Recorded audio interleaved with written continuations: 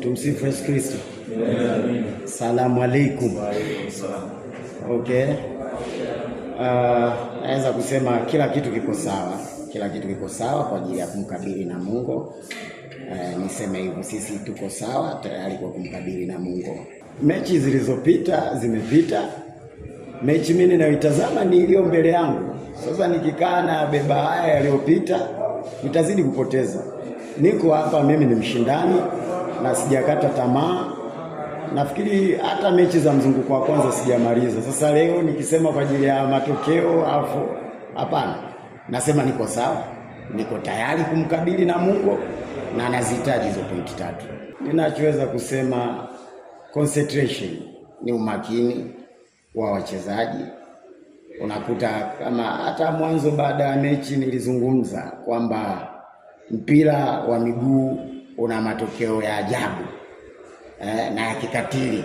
Unaweza ukafanya kila kitu alafu ukafika uwanjani ukakusurprise. Kwa hiyo tumewatuliza vijana.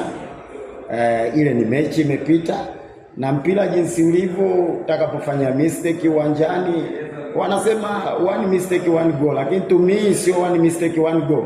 Unaweza ukafanya kosa moja mwenzako kutumia akakupiga hata goli 100. Kwa hiyo tumeyafanyia kazi, tumewatuliza vijana. Vijana wote wako vizuri kisaikolojia. Sisi sasa tunachoiangalia ni mechi ya kesho. Na panapo majaliwa nafikiri nizamu yetu, kama tumekuwa tunafungwa, sasa nizamu yetu na si kushinda. Niseme wapenzi na washabiki, benchi la ufundi, viongozi na wachezaji wanachokitafuta au wanachokitaka ni hicho, kuwafurahisha wapenzi na washabiki na kuwarudisha kuendelea kuwa na imani na timu yao. Kwanza namshukuru Mwenyezi Mungu, tumeamka salama na tumefanya mazoezi ya mwisho na tumewasikiliza walimu wetu. Kifupi naweza nikazungumzia mimi kwa upande wetu wa wachezaji, matokeo yanayotokea yote yanatuumiza sisi kama wachezaji.